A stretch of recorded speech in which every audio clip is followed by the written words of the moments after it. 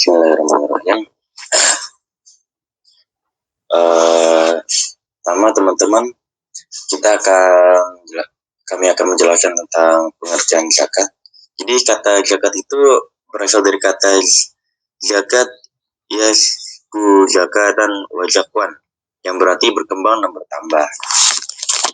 Nah, menurut Al-Azhari, sebagaimana yang dikutip oleh Yusuf Qadawi, yang berkembang bukan hanya harta dan kejiwaan orang kaya, tetapi juga harta dan kejiwaannya orang miskin, makanya disebut berkembang.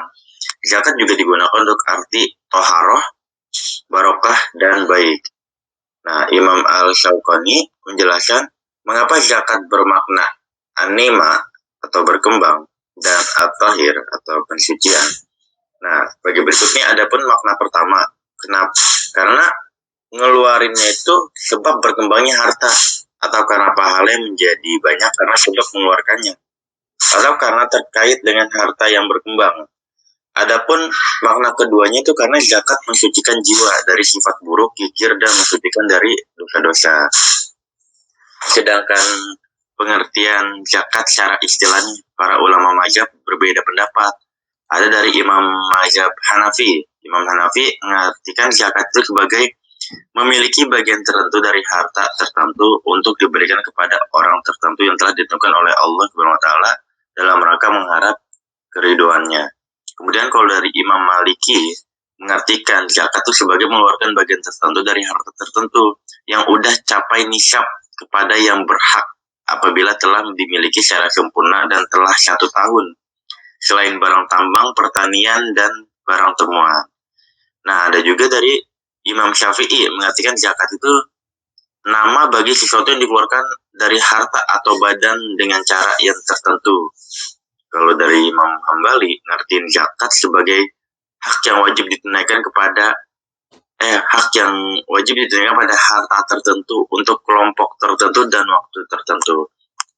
Secara istilah emang zakat itu memberikan harta apabila telah mencapai nisabnya dengan syarat tertentu ya. Nah, jadi zakat itu adalah sesuatu yang dikeluarkan, harta yang dikeluarkan kalau udah mencapai nisab. Nah, nisab itu ukuran tertentu daripada harta yang dimiliki yang wajib dikeluarkan zakatnya. Sedangkan auladah berjalan genap 1 tahun.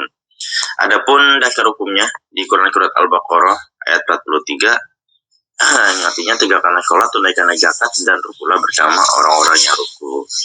Zakat itu secara garis besar terbagi jadi 2. Ada zakat fitrah, disebut zakat fitrah karena dikaitkan dengan diri atau fitrah seseorang. Juga zakat ini pun dikeluarkan pada waktu fitri itu, pada waktu berbuka puasa setelah puasa Ramadan gitu kan. Waktu wajib zakat yaitu mulai dari terbenam matahari pada malam hari raya yang merupakan waktu berbuka dari bulan Ramadan, itu zakat fitrah. Nah, zakat fitrah juga boleh dikeluarkan sebelum sampai waktu wajibnya, yakni sejak awal Ramadan. Dengan demikian zakat fitrah itu wajib dikeluarkan setiap muslim menjelang Idul Fitri. Nah, yang kedua itu zakat mal, yaitu zakat yang seseorang wajib dikeluarkan untuk golongan orang-orang tertentu setelah dimiliki selama jangka waktu tertentu juga dan dalam jumlah tertentu, minimal tertentu.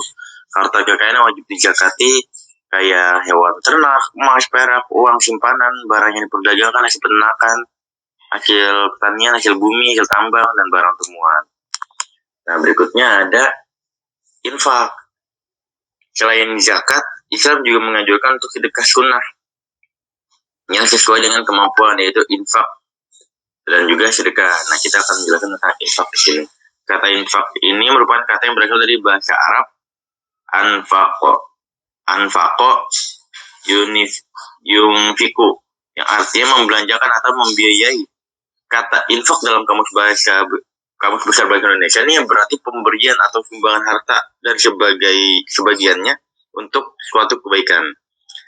Secara khusus infak ketika dihubungkan dengan upaya realisasi perintah-perintah Allah Subhanahu wa taala, Allah juga memerintahkan kita untuk berinfak di Quran Surat Al-Baqarah ayat 267. Hai orang-orang beriman, nafkahkanlah di jalan Allah sebagian dari hasil usahamu yang baik-baik, dan sebagian apa yang kami keluarkan dari bumi untuk kepadanya. Dan janganlah kamu memilih yang buruk-buruk lalu kamu menafkahkan daripadanya, padahal kamu sendiri tidak mau mengambil, melainkan dengan memincing. Dan Allah maha kaya lagi maha terpuji. Dari ayat tersebut tuh kita tahu bahwasanya infak hanya berkaitan dengan atau hanya dalam bentuk materi. Jadi infak ini diberikan hanya dalam bentuk materi saja. Nggak seperti zakat tadi ya, dia bisa bentuk materi gitu kan. Zakat materi juga ya namanya. Hukum mengenai infak ada berbagai hukum mengenai infak ada berbagai macam. Ada yang wajib seperti zakat dan nazar, ada pula yang infak sunnah dan infak mubah. Bahkan ada yang infak haram. Dalam hal ini infak yang berkaitan dengan materi, dengan infak yang tidak mengenal istilah nisab. Jadi menurut definisi syariat, bahwa hakikat infak berbeda dengan zakat. Infak nggak mengenal istilah nisab. Setiap orang bisa melakukan infak, baik dia berpenghasilan tinggi maupun rendah. Infak juga nggak harus diberikan kepada golongan orang-orang tertentu, seperti zakat, melainkan kepada siapapun, misalnya orang tua, kerabat, yatim, orang miskin, atau orang-orang yang sedang dalam perjalanan. Dari sinilah diketahui bahwa infak merupakan amal sosial sukarela yang dilakukan oleh seseorang yang diberikan kebebasan kepada pemiliknya untuk menentukan jenis harta, kadar harta yang ingin dikeluarkan. Jadi infak ini dia tuh nggak punya kadar tertentu ya teman-temannya. Kalau misalkan teman-teman berinfak kan, kalau misalkan zakat ya, zakat untuk zakat fitrah berapa, 2,5 liter, 2,7 liter, 3 liter kayak gitu misalkan ya. Nah kalau di infak itu teman-teman punya berapa, mau infakin berapa, enggak 10.000, infakin 5.000 boleh. Mau ngasih ke siapa? Ngasih ke orang-orang di masjid, kan orang masjid nggak memandang nih dia miskin, dia kaya, atau dia laki-laki atau perempuan. Nah seperti itu. Tidak seperti zakat ya teman-teman ya. Dan kemudian infak ada juga yang macam-macam infak. Ada infak yang sifatnya wajib, ada infak yang sifatnya mubah, yaitu mengeluarkan harta untuk halal mubah seperti dalam usaha atau perdagangan.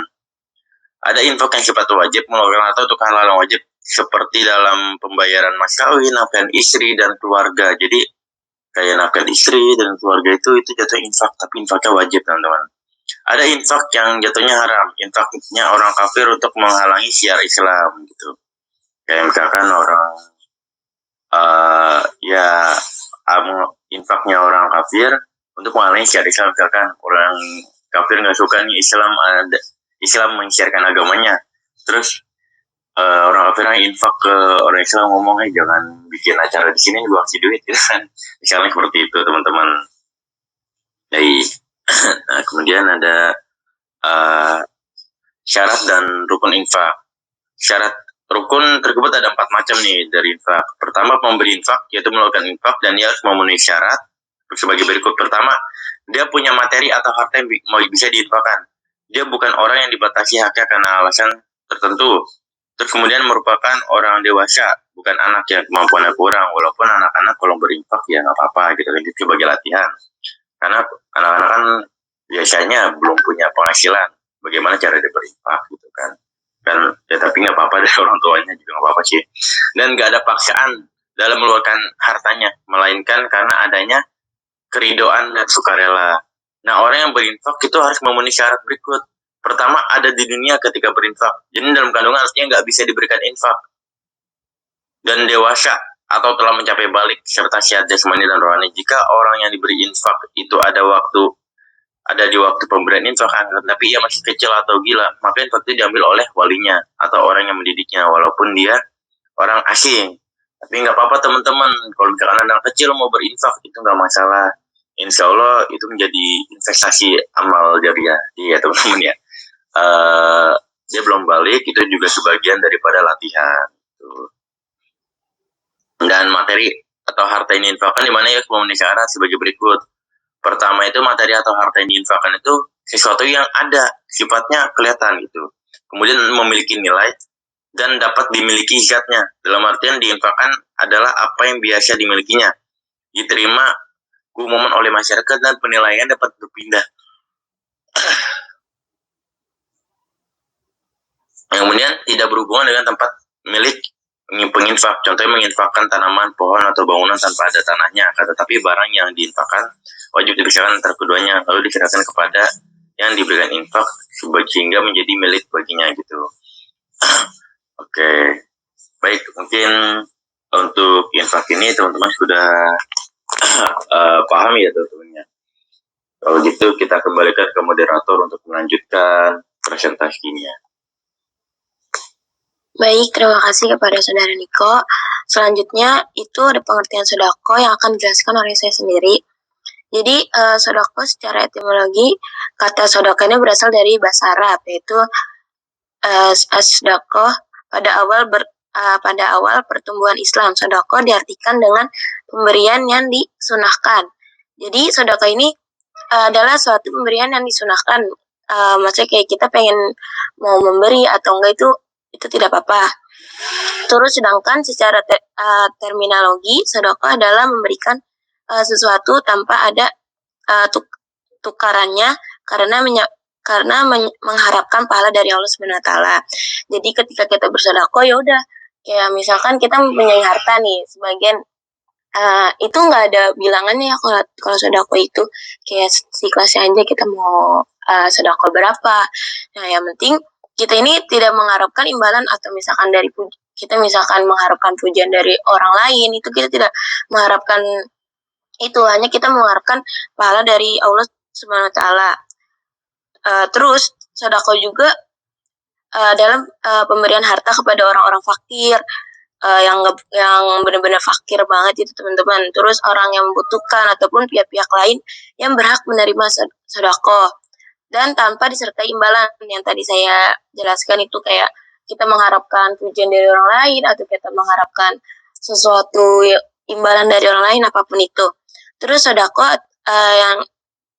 atau yang dalam bahasa Indonesia sering dituliskan dengan sedekah memiliki makna yang lebih luas bagi dari zakat atau infak.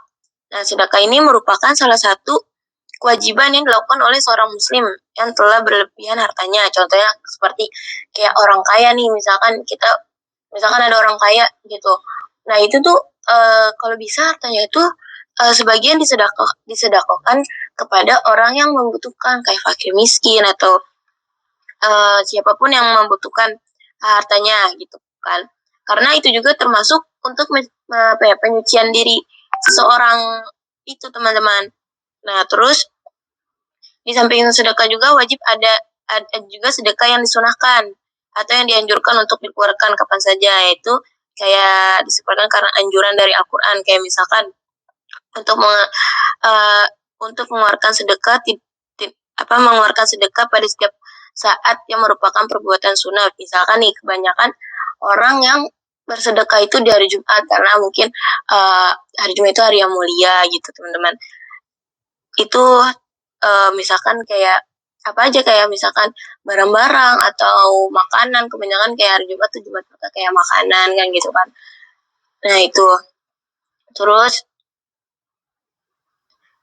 sedekah itu di sini ada rukun dan syarat sedekah. Rukun sedekah dan syaratnya masing-masing. Itu ada 4 ya. Yang pertama ada orang yang memberi. Nah, orang yang memberi ini syaratnya orang yang memiliki benda itu yang berhak untuk mentafsyurkan atau memberdayakan. Jadi orang yang memberi ini harus ada orang ini harus memiliki benda. Misalkan kita mau memberi apa? Mau memberi tas-tas gratis. Nah, itu harus memiliki benda. Yang memberi itu harus ada barangnya gitu, teman-teman. Atau mau memberi uang juga bisa. Terus ada orang yang diberi. Orang yang diberi itu yang menerima. Syaratnya itu berhak memiliki dengan syaratnya berhak memiliki, dengan demikian tidak sah memberi kepada anak yang masih dalam kandungan ibunya atau memberi kepada binatang. Nah, itu kalau misalkan kita memberikan sedekah kepada orang yang masih dalam kandungan atau kepada binatang itu tidak sah teman-teman, karena itu tidak ada wujudnya mungkin. Nah, terus ijab dan qabul. Ijab adalah pernyataan pemberian dari orang yang memberi, sedangkan qabul ialah pernyataan penerima dari orang yang menerima pemberi. Jadi rukun dan syarat sedekah juga harus ada ijab dan qabulnya, teman-teman. Si penerima dan si pemberi. Terus yang keempat, ada barang yang diberikan. Syaratnya barang yang dapat dijual, misalkan ya yang tadi kayak tas atau baju atau sendal, itu syarat dan rukun sedekah. Baik, mungkin hanya itu yang dapat saya sampaikan. Selanjutnya ada yang ingin bertanya?